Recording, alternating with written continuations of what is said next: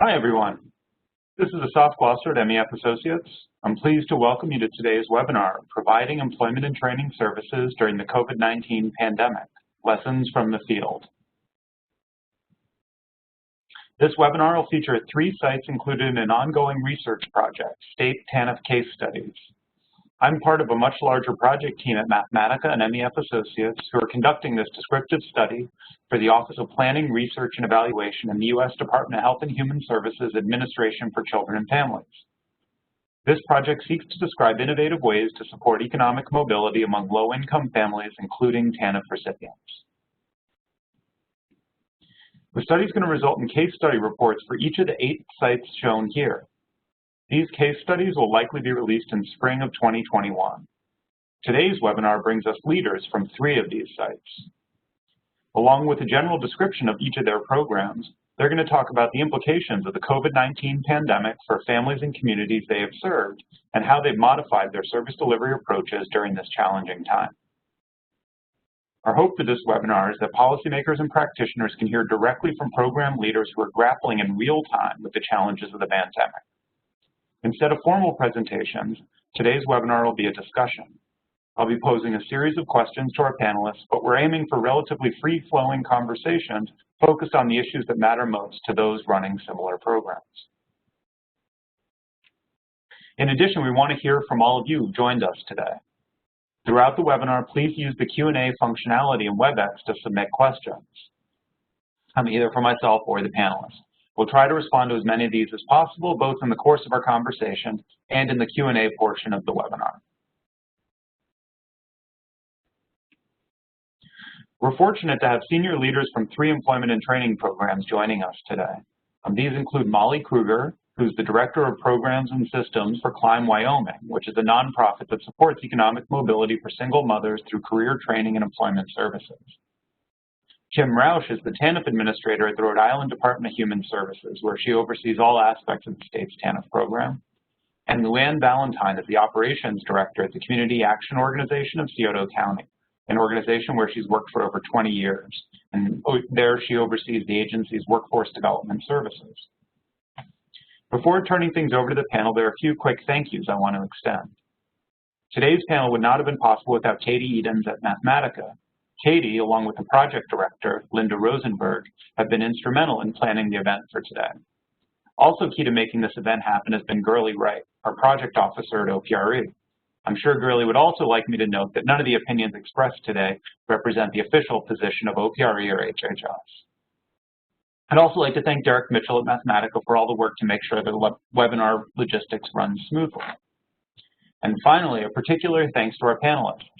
They have incredibly busy jobs right now. I don't actually think there's any way for me to overstate that. And I really appreciate their willingness to share their thoughts and experiences with us. So Molly, Kim, and Luann, to start things off, we would just like to get some brief background from each of you about the program you operate. Specifically, and Kim, maybe we can start with you. I'm hoping that each panelist can give us a quick sense of just where you're located, what populations you serve, and what services you provide. Hi, everyone. My name is Kim Roush. I'm in Rhode Island, where it is raining and a little dreary today. I oversee the TANF program for the Rhode Island Department of Human Services. Our program is, in Rhode Island, truly the last safety net for families. You pretty much cannot be eligible for any other assistance program while you're on Rhode Island Works. The income thresholds are extraordinarily low. So the population that we work with are typically people with very high barriers.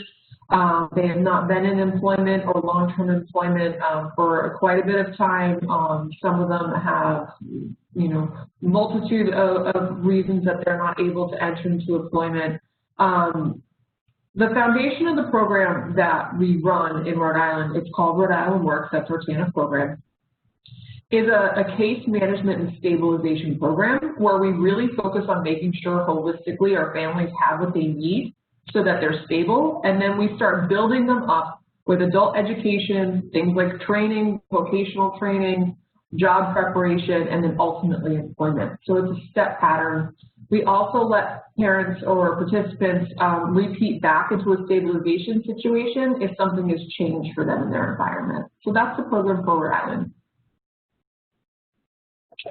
Thanks, Kim. Molly, do you want to go next? Again, just sort of where you are and who you serve and what services you provide.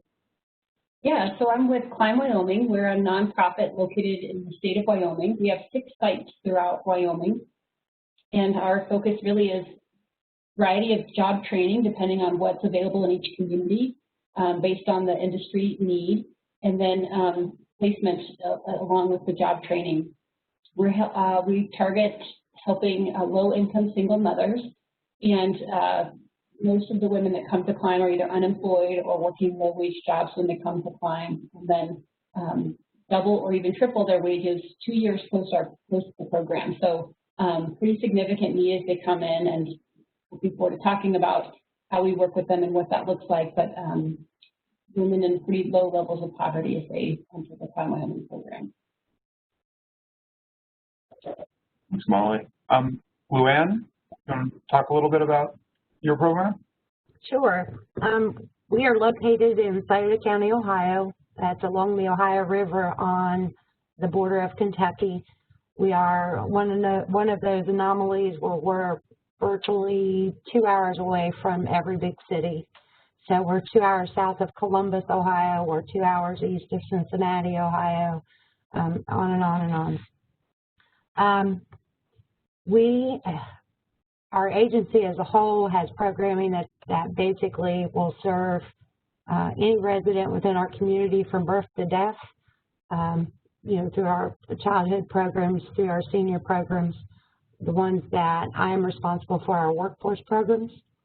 We target individuals who are legally able to work in the state of Ohio, which starts at the age of 14 with a work permit.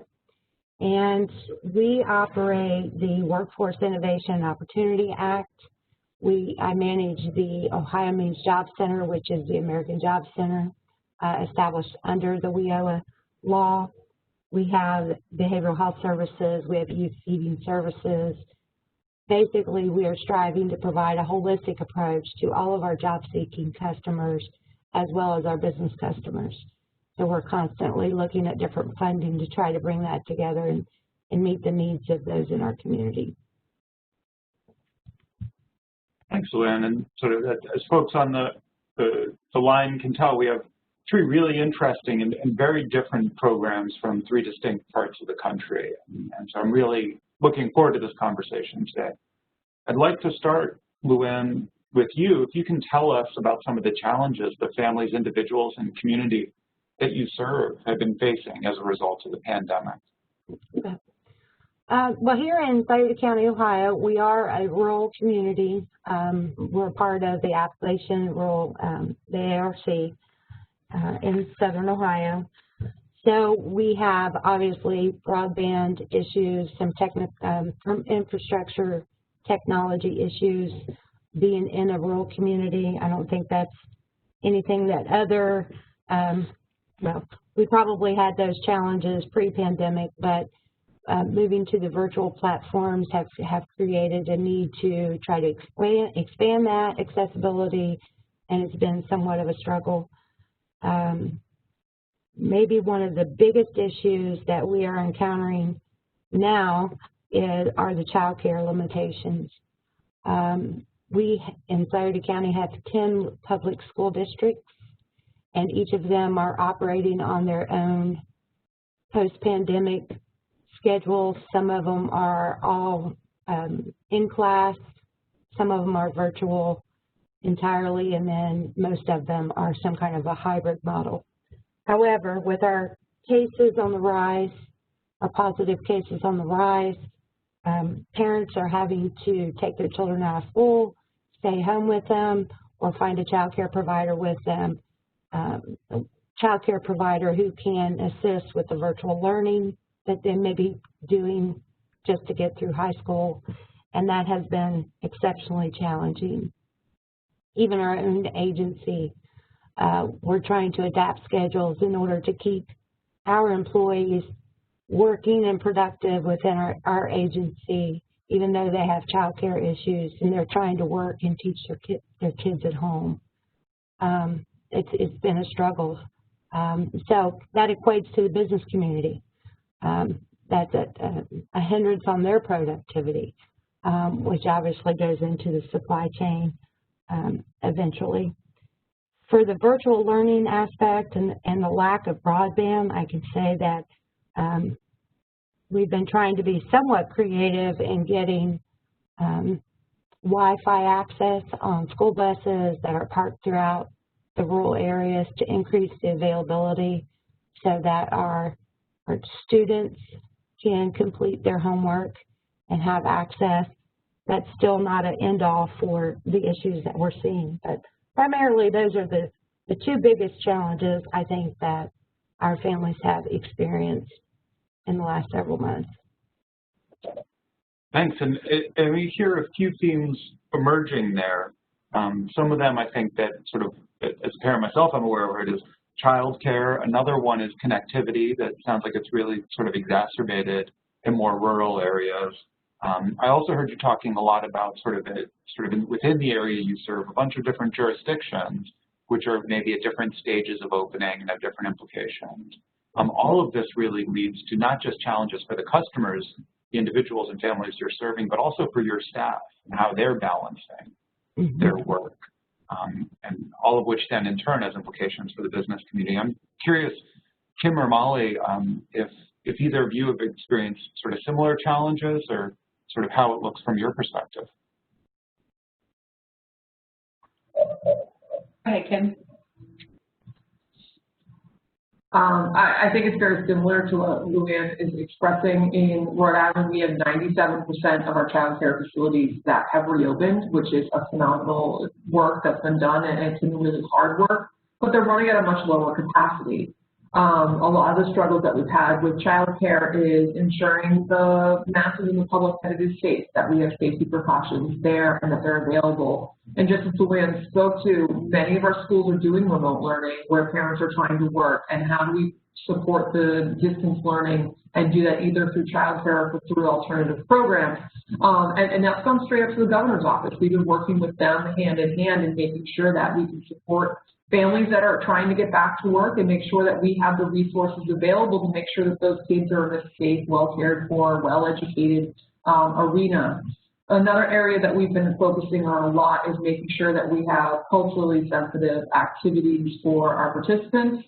In addition to the pandemic, there has been a lot going on in this country that has caused a lot of panic across all of our populations, and that's been one big area that, on top of a global pandemic where our inner cities are disproportionately affected and our folks that have lower socioeconomic status are disproportionately affected, they need to have a lot more services provided to them, and that's been really difficult. There seems to be only certain amounts of pots of money or certain amounts of resources we can provide, and we need to make sure that the populations that are being affected at a higher rate are getting the services they need, and that's been a huge challenge.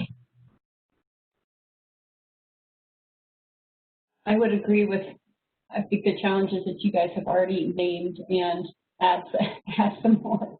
I think Wyoming is very rural in its nature, and we're very spread out. Klein Wyoming is in 13 out of 23 counties in the state of Wyoming, and just one of our counties, Sweetwater County, is the size of Rhode Island. I have my notes to tell you this fun fact: Connecticut and Delaware combined.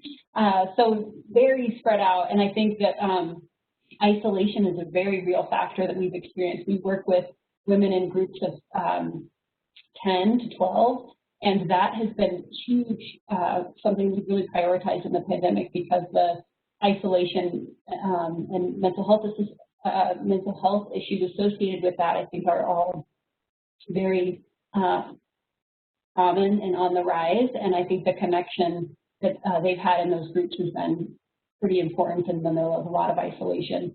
Not only isolated from where they live, but just from connection from other people, from other parents, from other support types of services. When we were talking, I think Luann was talking about connectivity, I think there's a lot of difficulty in being connected, even if it is online, because of the pandemic. And so figuring out how to help families get connected has also been a priority. We've seen difficulty with jobs. We're a job training and placement program, and so whether people have had jobs and then lost them, we're right ready to finish training and go to work. Employment has become difficult, and so a lot of things to try to think about that creatively as well. I think that I just think about all the families that we're helping are very in need, and the difficulty and choices they have to make as the pandemic has hit. Employment might have been a priority, but then when they need food or they have some really significant basic needs that have come up, that's pretty real.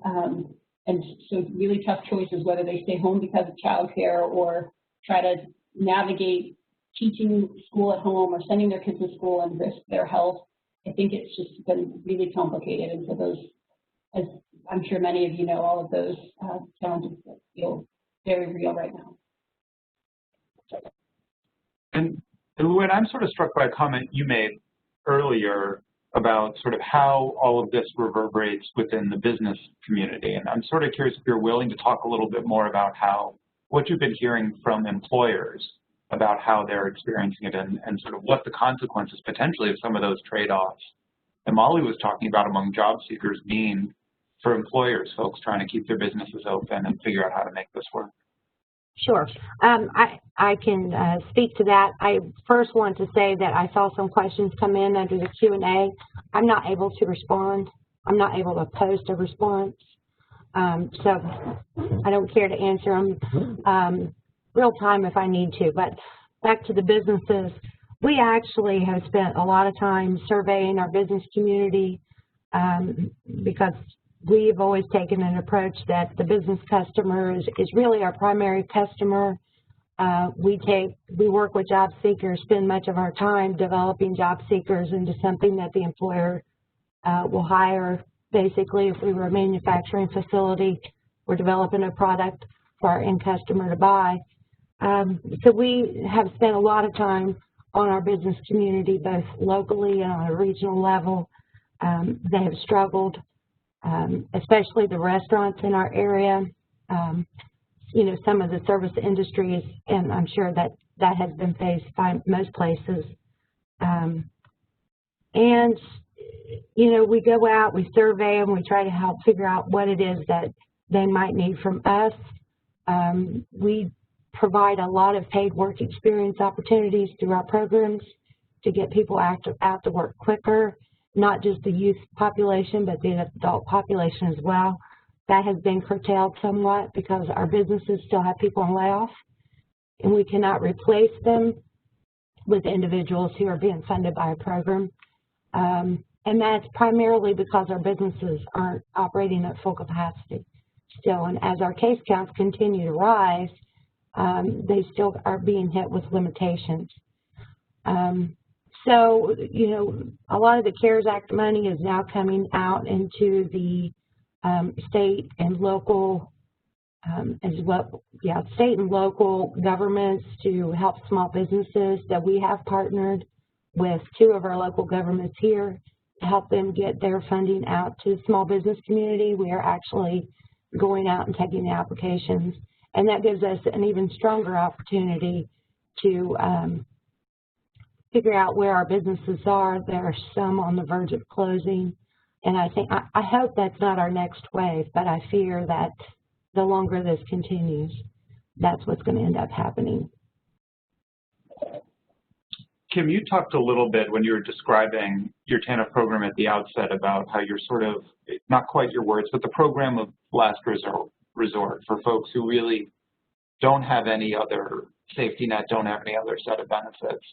And I'm sort of curious for the folks your staff are serving, what job seeking has looked like and sort of what challenges they're facing and sort of the experiences with employers. Yeah, so in Rhode Island, the cost of living is high and the cash benefit is low. So for a family of 3, they're receiving $554 a month. Just for a reflection, for a 2-bedroom apartment in our largest area in the state of our benefits, which is our state capital. Providence, it would be about $1,100 to $1,200 a month rent. So obviously the 554 doesn't get our folks very far. The folks that we're working with have, you know, a series of barriers that are preventing them from getting into work. And the largest thing that we're seeing is you get a portion of the population that just wants another job. They just want directly into a fast training and a fast track work. And we've been working with the governor's office and our local Department of Labor and Training in Rhode Island because we are so small. We can drive pretty much anywhere in the whole state in 1 hour. Pretty much everything's done through the state level. We don't have counties. We don't separate things out that way. So what we do is we work with our Department of Labor and Training, and we put $35 million of CARE Act funds into Back to Work Rhode Island.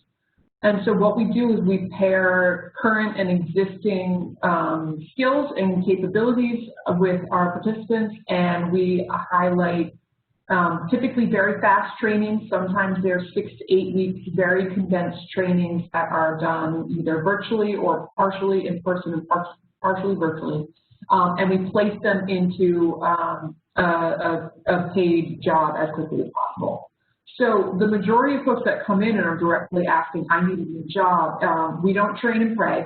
We make sure that we link them up with a training program that has providers waiting at the very end, and that's in collaboration with our other state agencies and other programs that we run with. The other thing some of our job seekers are coming in and saying is, I can't do this. I have 3 kids at home. I'm a single mom. I'm living with my mom. I'm not sure how long I'm going to be able to live with her. I can't take on something else. So the very first role that we have is how do we stabilize that family? Is mom really going to say you have to leave in a certain amount of time? What is it that family truly needs to be stabilized? And we work on those barriers one at a time. A lot of our parents right now are taking advantage of trying to get their GED or trying to get education or credentials under their belt while they're at home with their children, and their children are distance learning. It's actually been proven it's a really good environment. Mom's learning, kids are learning, everyone's kind of supporting each other and showing each other that this is an opportunity, this is something important for the whole family, let's do it together. And that's really where we've really been focusing on.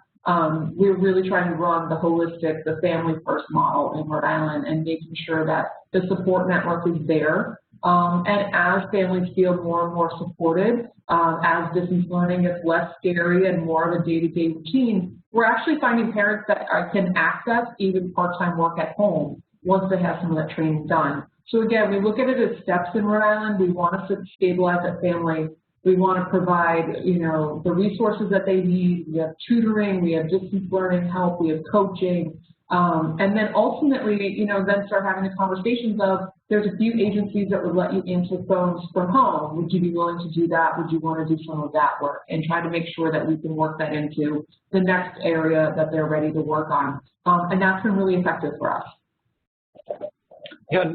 And this sort of ties in, Molly, with something you were saying earlier about sort of how there's a potential shift in priorities and how you have these single moms with whom you're working, how they're trying to balance this and make it work. And I'm sort of curious if you're willing to elaborate a little bit on that and sort of given some of what Kim just shared about how they're trying to support the needs of folks in these really complicated situations.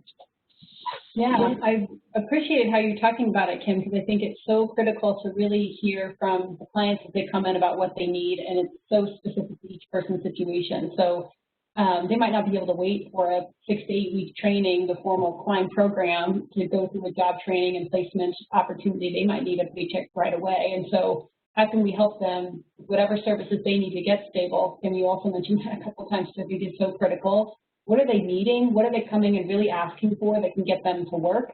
And then through that conversation, it really becomes clear if they can do training, or if they aren't even at a place in their life where they can do training. So I think we've really, this year, worked with more than 850 candidates that coming into the CLIMB program that aren't program participants, but just have really needed stabilization services. And then through that conversation, we're really able to determine what, if they can go through the formal program, that's a little bit more of a commitment, and they have to get a couple of other things in place in order to do that. And that process has also worked, but I think now more than ever, the stabilization services for those women that are reaching out and can't make the larger commitments have been pretty critical. And Kim also mentioned sort of housing costs or cost of living more generally. I'm curious, Luann and Molly, what the situation is like in your communities and the extent to which that's been changing over the past 6 or 7 months. Well, I can say that we have, through our funding sources, if we're working with customers on workforce goals, we're able to assist them with some of their housing costs, as well as their transportation costs in terms of support services. Plus, our agency has received some CARES Act funding that is focused on rent that may have been due from April until now, rent, water, other utilities, sewer. So our social service department has that availability, and they've been serving a vast number of people in our community. What we're finding in terms of housing is we have the ability to help with rental payments. We don't have a vast amount of housing availability. So even though we could pay their rent, we're struggling to find people who may be being released from incarceration or coming out of the residential treatment program. We're struggling to help them find a place to live, even though we have the resources that could support them for some time living there. And has that changed as of late? Is there sort of a shift in the availability of affordable housing, or has that been an issue even pre-pandemic? It was an issue pre-pandemic, but it seems to be more emphasized now as people are making more movements. But it's been a struggle, or maybe that's because we have more funding available that we can help with housing. We are just struggling to find suitable living arrangements for many people. I'd agree with Luann that housing has always been a challenge, and then the pandemic seems to just make it highlighted even more so. And a lot of our participants, they might typically drive 100 miles to get to the program and back because they live in surrounding counties or communities that are less expensive to live in. And so technology and the pandemic have helped in a way where if they're reading remotely, that commute or that drive isn't as big of an issue. But I do think that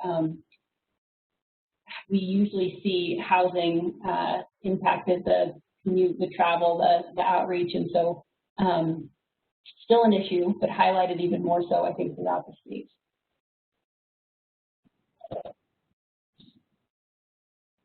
So we've started sort of bleeding into this next question already, and some of the sort of comments panelists have made about changes that you've enacted to the programs you're running to support the employment and training needs of the folks you're working with. And Kim, I was hoping you could talk a little more. You already started talking a bit about sort of fast tracking and sort of the mix of training options, but if you're willing, maybe elaborate a little bit more about sort of what changes you've made over the past few months. I think probably everyone feels the same way, but what change have I not made is probably the better way to go. You know, in a matter of weeks, we went from a state agency that saw thousands of people within a week to doing everything over the phone and doing everything remotely. All the service providers that we fund flipped entirely to remotely. You know, it was astonishing what we got done. Everyone knows how slow the states move. To have things like this happen at the speed that they did, you know, I would have put $1 million bet on. There was no way we'd ever be able to go remote within a week, and we did. But I think that there's been some good things, and I want to highlight the areas of the program where we've really focused on and where we really brought, you know, a camaraderie and just an effort towards making sure that our population is being served with what they say they need. So some of the things we did right off the bat in the pandemic is we took advantage of a good cause reason for any non-cooperation. So we were lifting non-cooperations for good cause. If someone was not participating or what was required in the program, we let them maintain their benefits and work through their benefits. Another thing we do is we allow for excused absences in TANF. It's very important to be tracking every hour of every piece of attendance for every person. And we waive some of that and allowing excused absences at a wider margin than we ever got before. And we really doubled down on our stabilization, which was a key focus of our work prior to COVID. But we went as far as providing gift cards to our families that just couldn't make ends meet. They couldn't get a hold of diapers, they couldn't get a hold of wipes, things like that in the stores were just completely gone. We had case managers delivering medicine and delivering food to families because they could not leave the house. You know, somebody in their apartment building was tested positive and they didn't even want to leave their apartment building. And then as things stabilized more and more, we found out that the programs that we've been running, which were all in person, very few were virtual, needed to be completely redone. So through the TANF block grant, we set aside $150,000 just to pay for things like technology, to make sure that we had laptops, Chromebooks, Wi-Fi, you know, hotspots available so that people could participate. The governor was able to negotiate with some of the large cell phone carriers to turn on free Wi-Fi. But our population doesn't have a Sprint or a name brand cell phone. They typically have the free phone, so we had to provide services for them. And then we got really creative, and we said, what can we do during this time period? We don't want to lose the progression we were making with these participants. We don't want to lose what we were doing prior to COVID. So how do we do this? We did at-home summer camps from June through August, which was dropping off huge packets of paper and information and school supplies to parents' homes, and the kids and the parent participated in our summer camp. And that included mom interviewing kid for a job of dishwashing, and kid interviewing mom for her dream job, and talking to mom about what is your dream job, and child, what is your dream job? Because it's important to have dreams, and how can we help coach you to move in those directions and to work with that. We had a huge push for reading with our children and providing books and providing online resources so that they could read with their children, as well as doing cooking assignments and involving the children in things that were helping the parents as well. Our adult education group came on and they helped us with this project as well, making sure that if mom was in adult education and she was working towards her GED, she could use some of her skills to work with her kids. We did some mental health services. We talked about, you know, it's okay to not be okay. That's the state slogan. COVID's been really hard, and how can we visualize, you know, a calmer environment, and how can we feel calmer ourselves? We've brought the kids along for scavenger hunts. So mom had to be doing a report. She had to be doing some work. And we gave the kid an opportunity to go around the house and do scavenger hunts and, you know, tick off on the box of what he was doing so that mom had some time to work on her activities and work on the work preparation that she was supposed to be doing. And obviously this was adjusted for every age grade. You know, those with very young children, those with high schoolers. It was a different process. We were able to run cohorts. Some of the services that we provide in Rhode Island is all about a cohort of individuals going through this process together and supporting each other. So our participants typically have other parents that they rely on and say, like, wow, this is really hard. I'm glad I have feedback circle. So we started doing those over Zoom so they could see each other, because we found out that the conference call really didn't work and they weren't connecting. We just got creative. We started a new program where we'll pay for rides. So if someone can't get somewhere, if they can't get to a medical appointment, if they can't get to where they need to be, we have a program through our state transportation association to get people rides to places. Also, our buses at one point were only at 30% capacity. So for those living in our urban core, they couldn't get anywhere because sometimes they'd have to sit outside with their two kids and wait for a bus that had capacity for them to get on, and that just was unrealistic. So we had to do a lot of work. And then when we worked on vocational training, we worked on those types of activities, we had to make sure that there was childcare available, or we had to make sure that there was a safe space for that child while the parent was participating in this. And that was kind of the evolution we took. At the very beginning, it was very much stabilize that family, and then it was mental health, making sure our families are doing okay, involving the kids, involving mom in doing some very small activities, but activities that were helpful and having them think about work or coaching to work. And then we were able to make the steps towards childcare was reopening. We were able to get kids even in part-time childcare so that mom could be doing her GED work, her education work, or her training work. And then ultimately working with the employers and getting people out the door and into employment. And that portion of this shifted, I felt like weekly. You know, sometimes the hospitals were calling nonstop. I need workers, I need bodies, get people in here to do laundry, sanitation, this is what we need. And anyone that was willing to do that style of work was willing to go and work in a hospital. I mean, we had employed sometimes within hours. And then there were other times where, you know, right now we need more push on the buses, getting kids to and from school. And we need more people trained as substitute teachers. We have a huge need for that in Rhode Island right now. So we're always training towards what is it that the job market is asking for, and let's make sure we can put people in it. Thanks, Kim. I want to hear from other panelists too, but there are a couple things you noted earlier on in terms of sort of policy changes around non-cooperation or good cause, talking about those excused absences or just repurposing the block grant. And there's a question from one of the attendees about the extent to which those required state or federal authorization. So were those changes you had to make, you made unilaterally, or did you have to sort of seek outside guidance to implement them? So for the ability to use technology, the ACF can't come out, and so the Administration for Children and Families, the federal organization that oversees TANF, had come out with information that we could use TANF on technology so long as it was geared towards work. So we took advantage of that. And the participants that we were working with, if they were provided technology, we did it in a way that they were working on a job skill, job readiness, or job training program. So that's how they were able to be connected with our technology.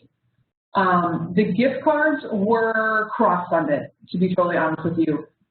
There were certain instances where the gift card was from one of our community action programs, and it was utilized through the vendor. It might have been from one of our 211 or United Way provider. They were giving out gift cards for a while there, and we were making sure our participants were taking action and working with it. And there were times where the gift cards were used with TANF dollars. We have always had that as an option, and we use it as a form of incentive. If the participant is participating, if the participant is filling the milestones, we will use the TANF dollars to fulfill that. We've not had to go to ACF to request that. Other states around me do it as well. I know Massachusetts ran a program with gift cards or a stimulus payment as well. So we've done it a multitude of ways, and we haven't had to go to the feds for approval, but always ask your local office if that's something that's allowable within the rules. Thanks. Thank you. Molly, I was really struck by what sort of Kim was describing in terms of support for parents and sort of thinking about sort of some of these cohort effects, which I know is sort of one of the goals in sort of the model of Climb Wyoming, but also sort of the way in which it sounded like it was a priority to sort of meet parents where they were and support them as parents as part of the strategy to support them as job seekers. And so I'm sort of curious to hear from you at Climb Wyoming what you've been doing over the course of the pandemic to sort of strike that balance and to really pivot in your programming. Yeah, thank you. It's exciting, Kim, to just hear about the work that you're doing, because it's clearly so client-centered, and which I think is so critical in this moment in time. And so I think we did the exact same thing. We're located in many places throughout the state that all had different responses at different time frames. And then course, that continues to change. So there's a program in Teton County that was just getting ready to start when the pandemic hit. They had a group of women ready to go, about 9, that were going to start this program, and then couldn't do it in person because of the pandemic. Quickly shifted to figuring out remote, which then allowed more women to join the program. So they started with 13 women in the program because all kinds of things, but logistics, there was more of an interest, there was more of a need, women reaching out saying, hey, we need some help, we want to do this program. And so part of the shift to remote training was really a conversation with the participants. What can you do? What's feasible? What's your situation at home? How is your setup with parents? Are you safe in the home if we were to meet remotely? Part of our program includes mental health services as connected to barriers as women go to work. And so how can that happen in a house that maybe there's a lot of people in it? And so there's a lot of discussion with the participants about what their setup looked like and what would be realistic for them to be able to participate in. And the training was built from that. So we usually are 5 days a week, maybe like an 8 to 5 type of structure, and it shifted into a couple of hours a day, a doable time where moms were kind of navigating getting kids either to nap or trying to provide an activity where they could stay busy so that the women could really participate in the training. So there's a lot of problem solving, just conversations that really included the women in figuring out how can we make this happen.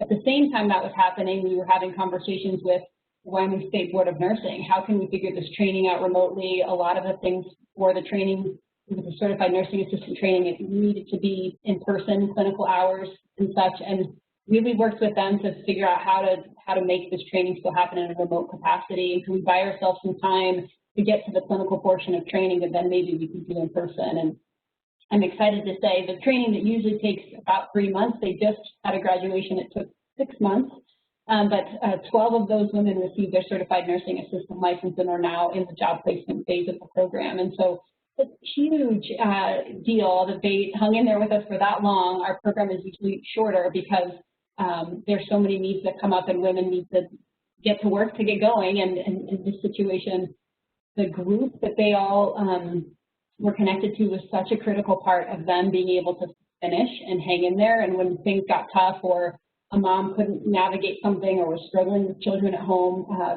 lot of permission to problem solve and to get off the call to take care of kids and then come back when they were able to. Kimberly mentioned providing some incentives.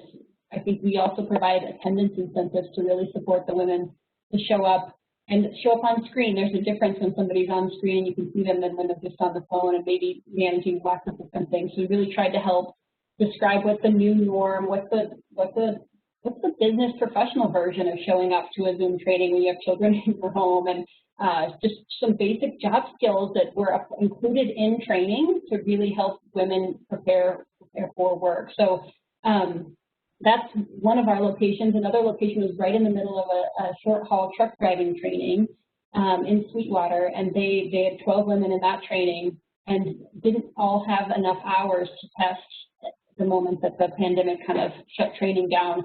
And so worked with the training providers to move from the group training to individual training so that they could do it in a safe and responsible way and still get their tests completed.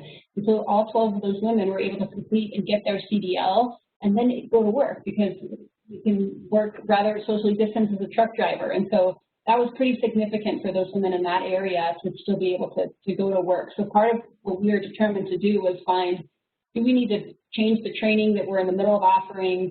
What kind of research can we do to find out what jobs are out there? And then how do we put a training together to really help get some training in place so that these women can go to work? And so it's worked. It's taken a lot of, one of the directors was saying about 4 hours of preparation or 1 hour of work, very different than what you would normally do in a day. But I think about mock interviews, for example, a job skill that we provide.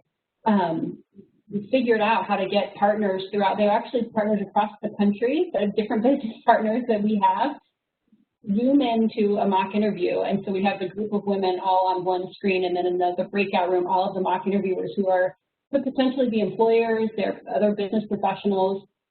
They're all connected in this room together. And then through the breakout rooms, would split the participants into their mock interview session with their mock interviewer, and they would have a pretend interview and then go back to their groups so they could talk about what they learned and what they were afraid of. And so it's just this group support that happens throughout the program. We've just figured out how to do that in a remote way that still drew in, whether it's community members as mock interviewers or life skill speakers, still trying to connect those families to other resources throughout the program to kind of help build their social network, which is such a critical part of their ability to go to work and to maintain employment once they're done with the program. So that's another part of what we did. I think, I was just wanted to share, employers talked to us about, we really wanted to help moms hold on to employment. When I think about graduates who are already employed, if there was a way that we could work with their employer who maybe they had to make some cuts or women were going to lose their job, could we get in there and negotiate with the employer, help the participant negotiate with the employer, whether it's when we're placing women in jobs at the end of training, we offer what we call work experience agreements, which is an agreement with us and the employer to give that participant 6 to 8 weeks of experience, some great feedback along the way to really set that job up to be a long-term success. And in that process, we offer some wage reimbursement. And so through that reimbursement, it really sets the mom up to have a long-term opportunity. And so we talked with employers about, can we extend that reimbursement? What are the ways that we can help businesses who are struggling and employees that need to go to work in a kind of a win-win situation? So we were able to help a little bit in that capacity to really try to, again, continue to prioritize employment for those families that either maybe they were already at work and at risk of losing their job or they hadn't quite gone yet. We really try to use that work experience agreement as a negotiation tool to help with employment. Yeah, and I think that's a great point, is that sort of most of you are serving not just job seekers, but folks who are in employment arrangements that may be relatively tenuous, and especially so in the last few months. Luann, one of the things that I've heard you mention, and that sort of Kim made a comment about as well, is that you talked a little bit about rising case counts, and Kim, you talked about sort of week to week or day to day, what the pandemic means, even just from an employment perspective, shifts a little bit. So one week it's we need more substitute teachers, the next week it's sort of an acute need at a local hospital. And so I guess, Luann, I'm interested in hearing, one, sort of how have you pivoted more generally, but how has that evolved or shifted? I mean, we're now multiple months into this, and so it's not as if we have a new status quo. It's sort of day to day you probably have a new status quo. It seems to be day to day because, I mentioned to you earlier that even within our community action workforce, we are looking at probably changing our Head Start program back to a virtual environment entirely.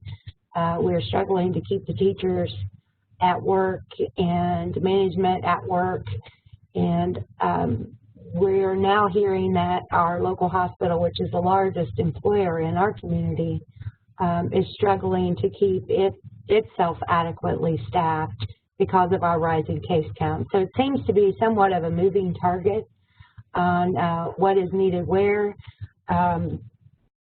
We're trying to be as open to making needed changes as possible.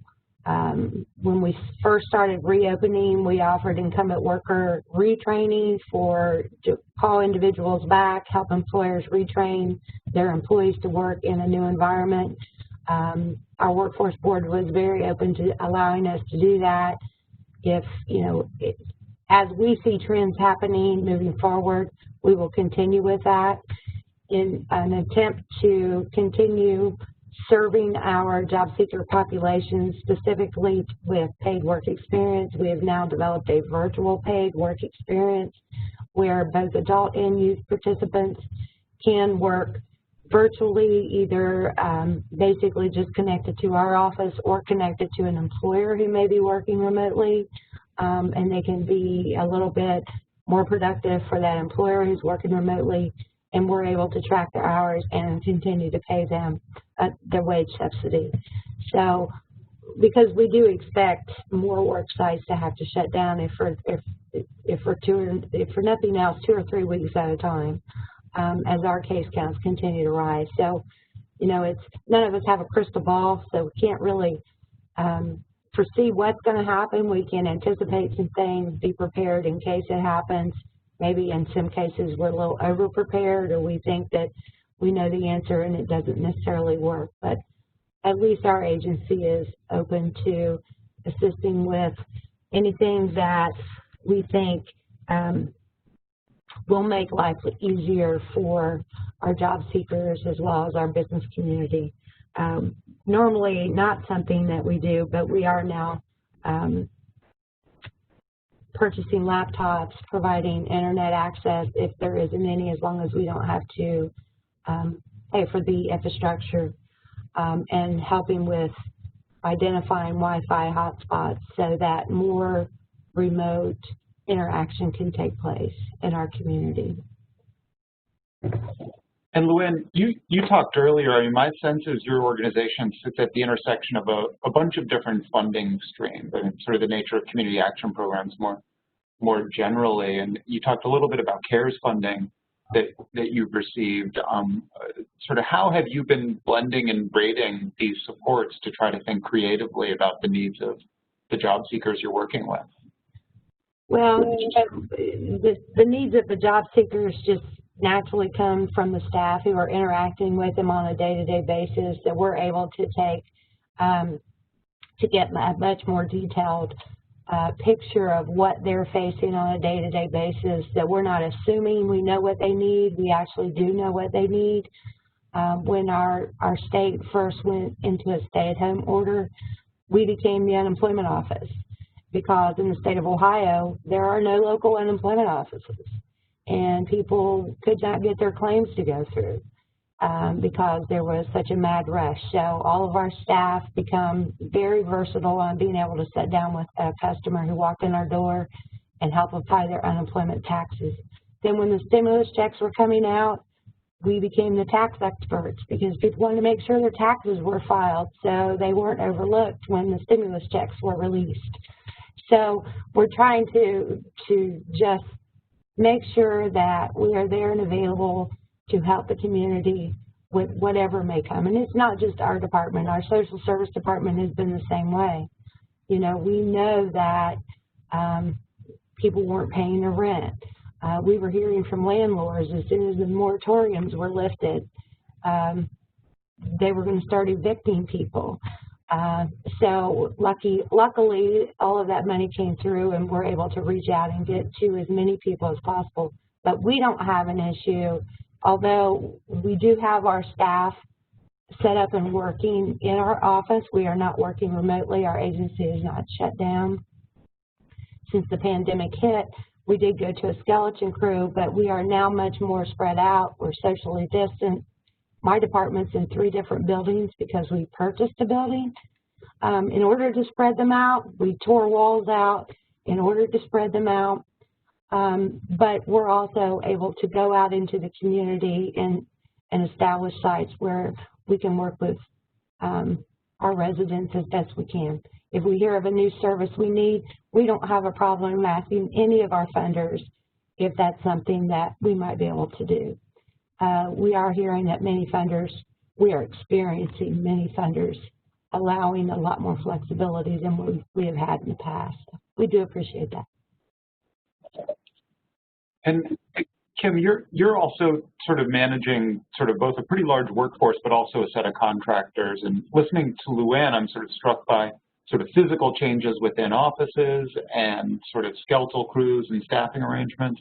How, sort of for the staff you have that are working directly with clients or working directly with employers, what types of shifts have you made to maintain operations? I would have lost $1 million bet if I said, there's no way we could do everything remotely, and we did it in a week. So at Department of Human Services, we do SNAP, child care, TANF for renowned work. We do a whole slew of programs. Our doors have been shut since March. We are doing everything over the phone and over the internet right now. One of my providers was actually working out of the American Job Centers, so she's tied directly into the WIOA world, and those are state state-owned, largely state-owned buildings. Those have had their doors shut since March. So there are times when we are meeting with individuals in the community when it's needed. There are times when, you know, we would like to do more things in person, and we can't because the limitation of the state offices still being closed. The doors are still shut. We're working inside those doors, but we're not seeing folks from the community. So it's been extremely challenging. Our community action agencies across the state are all kind of doing it a little differently. So we're working with them on who can provide services in what area. We used to heavily utilize our libraries and public spaces. Again, largely those are not available. So it's been a true transition. I can't even fathom what it would be like to be able to go back to in-person.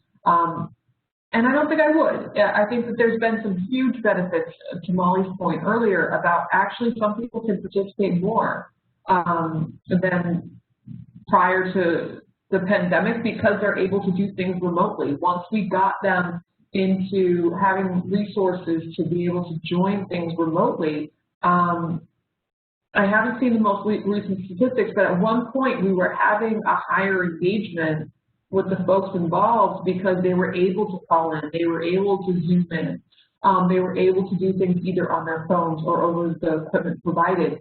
And it's been easier. Even though we're a very small state, our public transportation is truly in the urban core. And in the southwest part of the state, there's really no transportation. So to be able to go to a remote model, we're serving more individuals at a better level by having these services. But it's been a whirlwind. Kim, you alluded to sort of an increased level of engagement, and I know the nature of sort of these programs, whether it's TANF, whether it's WIOA, is that there's a lot of sort of performance measures, there's a lot of outcome monitoring that you do. I'm curious to hear from any of the three of you, what other shifts, if any, you've seen in terms of whether it's job placement rates or whether it's engagement and those types of shifts, and how you've been monitoring them, and even just what the most important measures to you have been over the past few months to take that pulse of how things are working.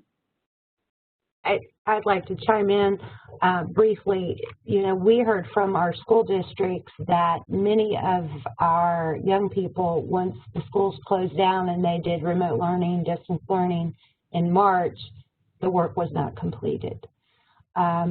We're a little bit concerned since the start of this school year that most of the school districts have now established, no one failed, by the way, from last year. That was my understanding. Even if it was incomplete, they were all passed along.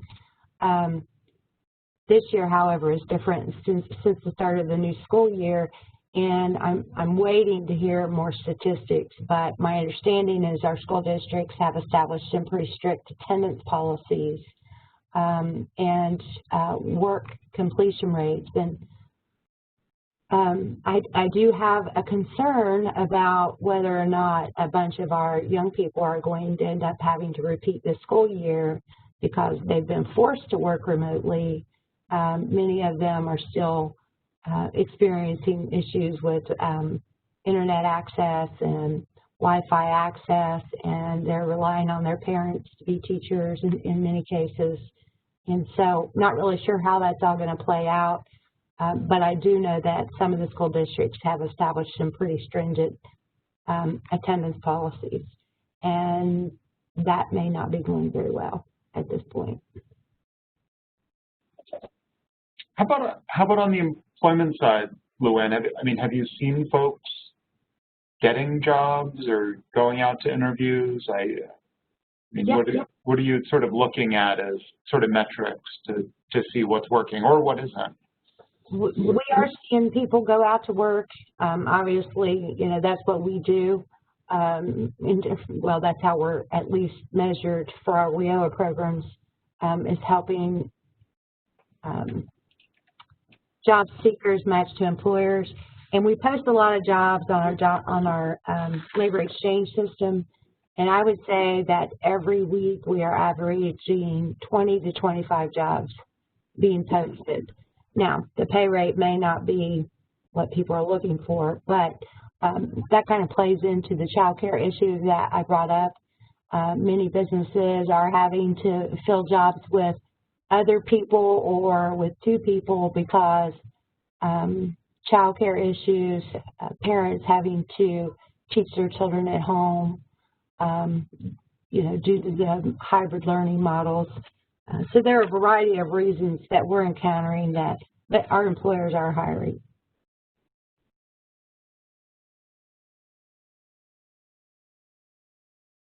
I don't know why I feel pleasantly surprised about this, because it doesn't sound like the right thing to say, but I feel like we've had the participation that we've seen has been solid. Like, the families that are coming to Climb clearly have a need. They're showing up. The work is really hard, and they're working hard. It's challenging, but they're still showing up. And I think when we have programs in person, it feels like maybe there's a little bit more of an option to not go, or to think about if you walk away. I don't know. We talk a lot about that, and we have pretty great outcomes in general, but we've seen an increase in the middle of the pandemic. Our programs seem like they're full. We have an 86% job placement rate, 98% graduation rate. Like, the women that are signing up for it and going through the programs are really sticking with it, and that's pretty significant. But I think it's connected to the need. I think the need is so strong right now, and the support of the program is it's very real and connected to what they're experiencing in their life, that I think helps them stick with it in a way that they can see some tangible movement of what they can control and how they can get some income to really help support them in the middle of this really tough time. I think that's really encouraging, and in many ways leads us into our next question. We're sort of thinking about opportunities for long-term improvements based on some of the lessons you've learned. And I've already heard a lot of conversation about the potential benefit of some of these remote services, creative ways to support family stabilization, and just sort of doubling down on that family-first approach. But Molly, if you're willing to talk a little bit more about where you see some opportunities to take the lessons you've learned over the past 6 or 7 months and apply them longer term to your programming. Sure. I think one of the things we had to do right away is decide what to let go of.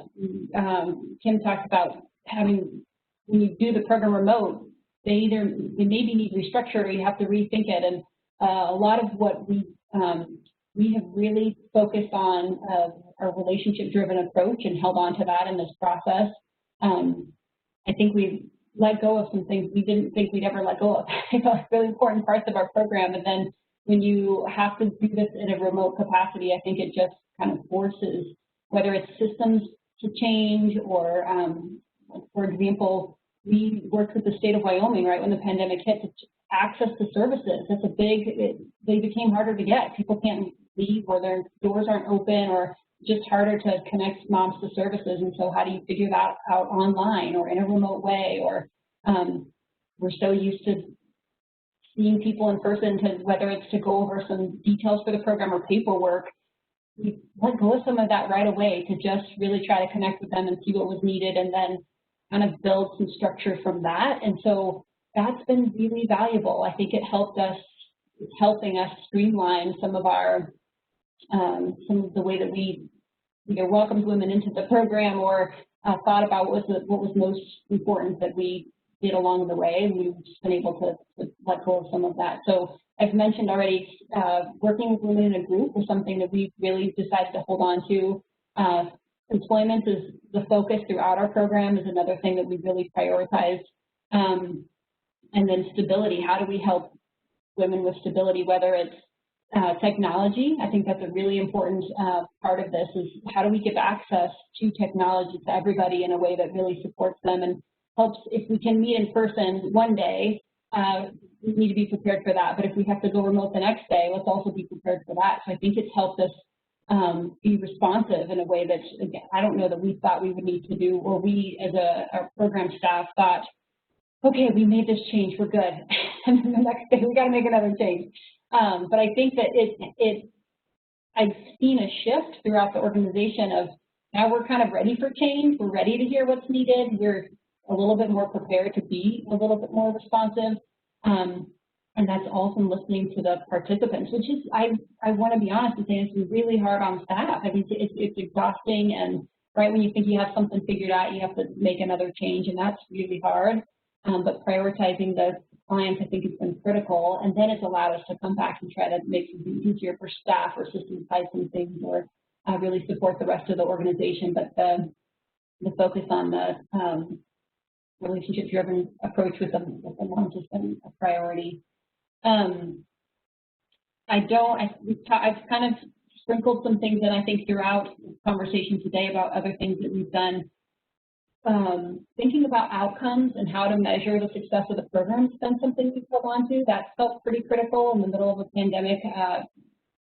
We have internally, we have a mental health assessment and just different outcomes that we use to measure wages when women come into the program and when they leave. That feels pretty critical to really make sure that we're not a feel-good program, but just to be a feel-good program. We're really focused on outcomes and getting families into a better situation financially. Holding on to that has been pretty critical. And so figuring out how to do that in a way that doesn't undermine our services, I think that I guess what I'm trying to say is that different values throughout our program have kind of popped up as things that we really wanted to hold on to, and thinking about there could be ways we do this really differently across the board. And I think the internet and access to more people have really let us kind of start to dream about whether it's other people in the community or other people throughout our state or the country connected to the programs. So one example that's coming to mind is we just had a commencement ceremony in one of our sites, and it was our first Zoom commencement webinar. We hosted it like a webinar and shared it with all the families of the graduates, and they were across the world. So we had families able to join from other countries that don't usually get to participate in things like that. And we also had a lot of private donors and other people that wanted to peek into that commencement ceremony were able to see it in a way that we haven't been able to share a commencement ceremony like that before. So access to the work that's happening and connection to resources in a bigger way, I think, is through the internet. We're learning how to make that be a part of our program, which is kind of a cool benefit. I'm sensitive as I say things like that because I can just tell Luann and Kimberly, as you talk about what's happening in your locations, this pandemic is such a struggle for so many people in ways that are really painful and powerful. And so I'm just sensitive to highlighting the benefits of it because I think that doesn't feel great, but I think through being forced to do things differently, there are a lot of things that we are benefiting from and learning from. And so I hope that doesn't sound too shiny in the middle of something that feels pretty awful.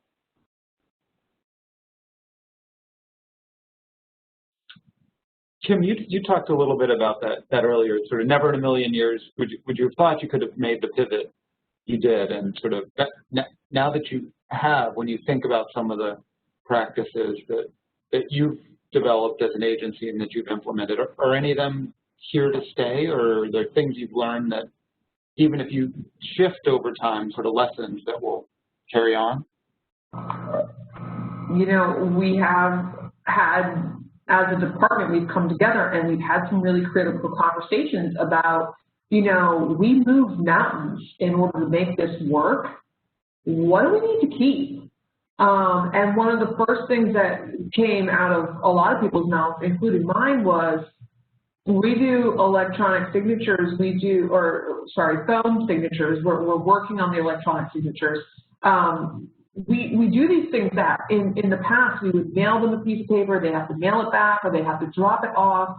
The ability to record over the phone a signature, and in one section of the online system they can do an online virtual signature. To be able to do that for folks that are either currently working or trying to get to work is a game changer. And the fact that we've done that during COVID, like, we're going to keep that hopefully forever and ever.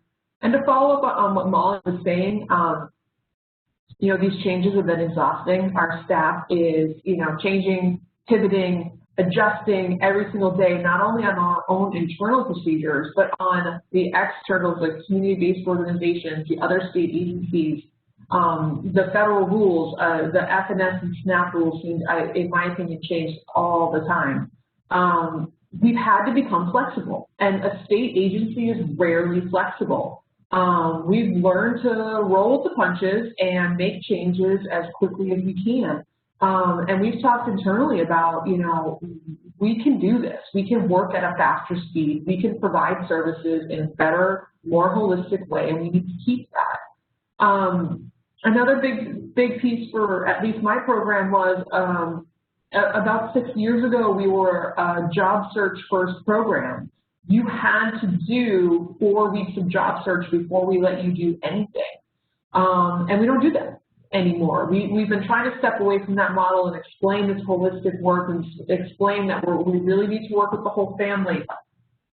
And there's no better way to exit yourself from an old program than when in the middle of the pandemic, when I was, you know, basically listing work requirements for a time period and calling and telling everybody that works with our population, your job is to make sure that that family is safe, period.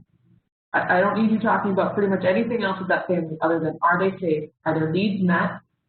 Is there anything that we can do to support that family? And then to start building on that. So it's really enforced the program in the direction we wanted to go in the program. And for a state agency, so there's some folks that have been around for, you know, 20 years that will always remind me of the ways we used to do it. And this process through COVID, no one was able to kind of stick to their guns and do it their way. Everyone was focused on how can we stabilize that family? How can we provide services for that family? That's the most important thing right now. And then we were able to build up the other steps as we move. So all in all, it's been really helpful. And we gained a lot of support with our advocate community. We really came together and said, how can we support these families and what can we do to make sure that we're giving them every opportunity available? So there are huge areas of that COVID. And again, this is very rosy glasses. This is very glass half full.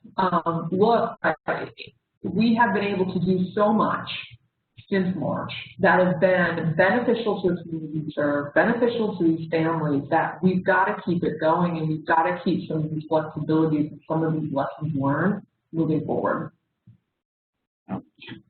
Luann, before I turn it over to you, Kim, one specific question that popped up in the Q&A was whether changing the application process, so sort of adding for phone signatures, does that require a state plan amendment, or? It required a policy change. My state plan requires, so my state law is atrocious in some areas, and one of them is that you are required to have a signed employment plan before you are eligible for the program. You cannot become eligible until you have that signed employment plan. So we're able to do that over the phone because in the state plan it never specified inked paper, it just had to be signed. So through our policy, we need to change that acceptable employment plan signatures include a VCC recording over the phone, you know, a scanned employment plan is the system, employment plan is paper, all of the above occur. It's one of the areas where our state plan is thorough, but there are areas of vagueness that has been helpful through this process.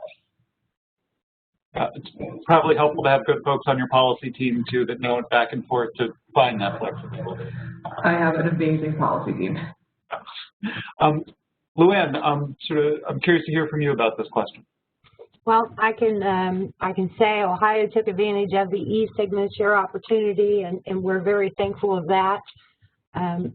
All of the state staff we know have been working remotely as well, and they decided that this was the prime time to work with the developers and come up with a new reporting system for the Department of Labor employment and training program. So that's going to be rolling out in January. So I'm very, very hesitant, first of all, of how that transition is going to go, because they generally never go that well. But I'm also very excited that I believe that we have a paperless process on our horizon where we can take the e-signatures, we can do the documentations online, all of the monitoring and that kind of thing that may need to happen on the state level would be much easier. We've been doing uploads for state monitoring, believe it or not. Even though we're in the middle of a pandemic, we've still been monitored somewhat heavily by a variety of our funding sources. That's been a little bit cumbersome, so I think that we have the opportunity to streamline that process and improve it moving forward. There are better ways of doing it.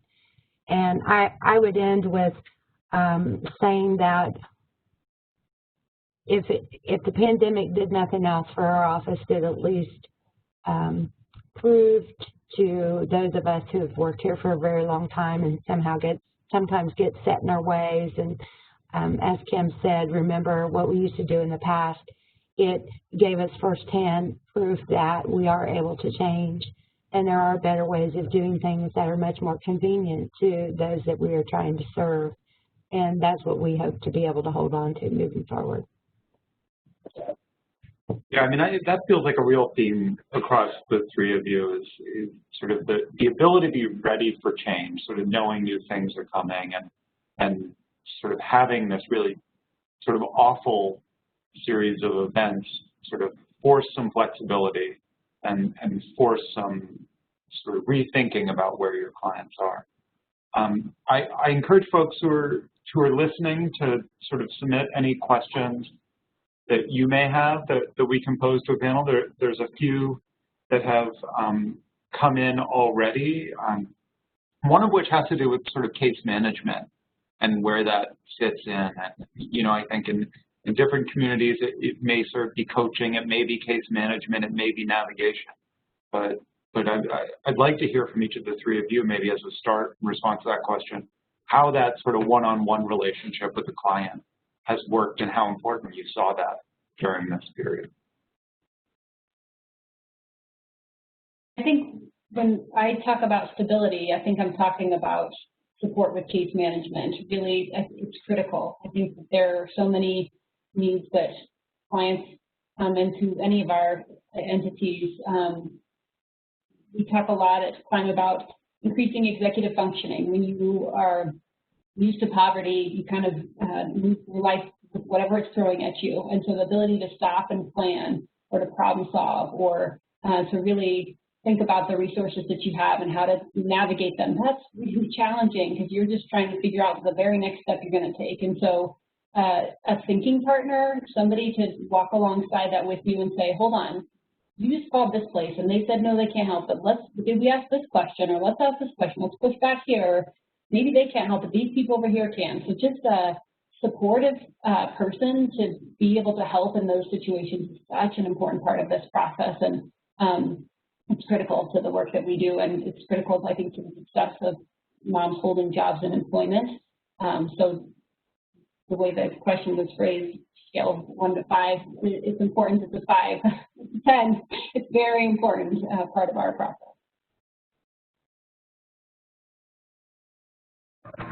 Yeah, I would 100% agree. So on the state side, in order to find people eligible for programs like our TANF program, Maryland Works, that is not an assigned caseload or an assigned case manager. In some of our smaller offices, there are 5 offices throughout the state. We only have a handful of workers, so it's very likely they're talking to 1 or 2 people that run the Rhode Island Works program. But when they are referred to our vendors and our vendors do the heavy lifting and that heavy case management service, they are tied to 1 case manager.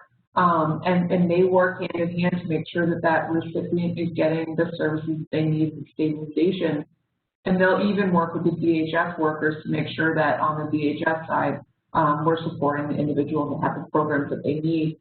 And to Molly's point, sometimes they'll call for rental assistance, and the rental assistance questions were very triggered towards you had to have been affected by COVID. And we had a group of individuals that were just repeatedly getting denied for rental assistance. And so we ended up calling the agency that was running it for the state and said, like, wait, are they not eligible? And they said, no, they're eligible. So I said, can you give us the questions and can we walk through where maybe they're getting tripped up? And we found out very quickly that our participants were often saying, well, I've been out of work for a while, as opposed to saying, COVID has prevented me from re-entering work. And the those different answers got you different results. If you had said, oh, I've been out of work for a while, then the person on the phone was saying you're not eligible because you have been out of work prior to COVID. But if they flipped it and said, I can't re-enter the workforce because COVID has prevented me from attending my training program, now they're eligible. So we had to do a lot of work, and we had to figure out what are the steps or what are the tricks to get into some of the assigned programs. And we did that through a really strong case management program. So to mirror what Molly said, you know, it's a 5. If you don't have that strong case management and that really dedicated workforce to make sure that they're going to be there to support the family, it's very hard to do the work that we do. Yeah, and I think, Luann, this gets back to what you said earlier about your staff all of a sudden becoming the unemployment insurance office or helping people understand how they can qualify for stimulus payments. Some of this is about benefit access. Some of it is about navigating systems. What's your take on this? Well, I think the case management piece and the relationship that we establish with each of our customers is basically key to everything that we do. We have been, actually, we hired 2 years ago, we hired family navigators because we were starting to evolve into more of a family-focused approach to serving our customers, because even on the workforce side, you can serve one individual who is looking to enter or re-enter the workforce, but their success is heavily influenced on the stability of their family. So if you're not at least taking into consideration the other issues that are cropping up within their family, then there's a higher probability that they're not going to be successful.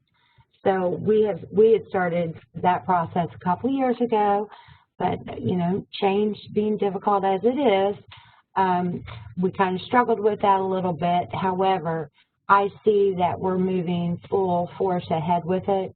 The situation that we've been in, given the pandemic, has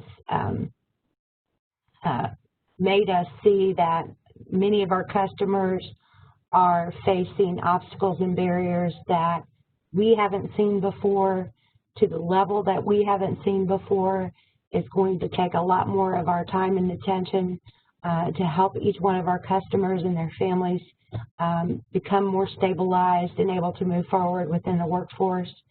And so we have started hiring additional staff so that we can reduce caseloads and put more time and attention on the customers that we serve. I think another little project that we've been involved in, I'll give Mathematica their props here. We were a pilot site for Mathematica and the Ohio Department of Job and Family Services in a Goal for It project. And that Goal for It project started a year and a half ago, but it gave us the foundation that we needed within our workforce staff to be much more comprehensive in our assistance to our workforce customers. So as we are continuing to evolve, I'm seeing much more in-depth support coming from our staff to our customers, which equates to making our businesses much more successful in the long run. So all of that has been beneficial. Yeah, I mean, I've heard a bunch of really interesting themes that have emerged, not just about sort of the challenges that each of the three of you faced in your communities, but the responses. And this is everything, sort of, Luann, from talking about physical infrastructure and where your staff work and how they work. Molly, to talking about sort of like folks who are already in training, how do you get them completed? How do you deal with state licensing? How do you deal with training requirements? To sort of Kim, sort of, I mean, I'm going to think about this at-home summer camp thing and having parents and kids sort of give one another sort of job interview type questions. I'm going to be thinking about it for a while.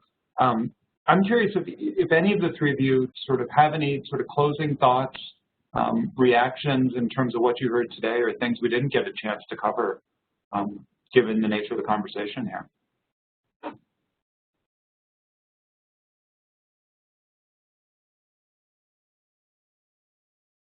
What's coming up for me is just a real appreciation to push back against rules or policy or things that are in place that they made a lot of sense at a specific time, but to really think about how are they in the best interest of the client? How do the when we're talking about electronic signature or voice message signature, like those things feel so small, but they make such a big difference. And the access that gives people to resources is so huge that I just I get excited to think about. There's how to really inform that from a place that really is driven by what we're seeing and experiencing and what the need is. And so I find hope in this type of conversation. I think to be able to really think about how to, I know sometimes things move really slow, and I also think that there's a lot of cool places that, whether it's a waiver or if it's just ongoing questions or interpretation of some rules, I think there are lots of ways to think about them creatively to really benefit the most people, especially in this really challenging time. So I'm just appreciating the different perspectives, and I think the ability to really kind of ask ourselves tough questions about what are we doing enough to really ask other people, or whether it's policymakers or the institution. I think questions that really push back against things that maybe existed that need to change.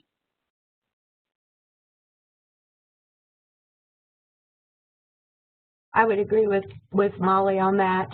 I feel like the last 6 months have been nothing but a roller coaster, and but I feel like I'm somewhat of a change advocate.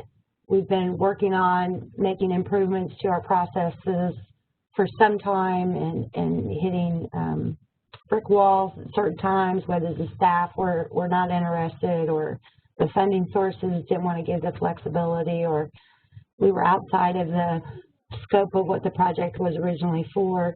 You know, it seems as though all hard and fast rules are now up in the air, and virtually anything's on the table. If it's an issue that our community is facing, it seems that we're able to find somebody who's willing to help us address it. And in my over 20 years in this field, I haven't seen that, and it's refreshing to know how many people are truly interested in the success of virtually everybody that is being served through our programming. So I really appreciate that. Yeah, just to add on to what Luann just said, I've never seen, you know, state agencies work so well together. I've never seen communities come together so well and provide services for their neighbors, or make sure that everyone's looking out for one another. Employers coming to us and being very understanding that these are typically parents, and that we need to maybe adjust time frames of entering and exiting due to childcare, and people coming to the table and just saying, like, yeah, we can absolutely accommodate that. And the change within our own departments, just as Molly and Luann said, you know, we're able to make policy, regulation, rule changes really quickly, and things that in the past took like 6, 8, 10 months to get done, we got done in 2 weeks. And being supported, you know, from the higher ups down, everyone feels as though this is a good movement and a good measure for the department to be going in. We've also done a ton of work with our field staff and making sure that those in the trenches and that are doing this work every day feel supported, and that they have opportunities for a mental health break, and that they have the most up-to-date information, which has been really tough to provide. So it's internal and external, but it's a full effort by everybody involved. Yeah, and I mean, just listening to three of you, I think this is a great note to end on, really, sort of the focus on intentionality and service delivery, and sort of how to support these families, and sort of, I don't think of this in terms of a silver lining, but I think all three of you underscoring just how resourceful and caring and thoughtful staff have been in trying to be responsive to this. And a lot of the examples we heard today really underscore that. I really want to thank the three of you again for taking the time to do this. Like I said, you're busy, and I'm frankly overwhelmed listening to sort of the problems you're trying to solve on a daily basis. So I appreciate you sharing with all of us, as well as everyone who joined today. I encourage you to reach out either to myself, Gurley Wright, the project officer, or Linda, the project director, if you have any questions either about this project or what you heard today. And thank you all very much, and have a great day. Thank you. Thank you.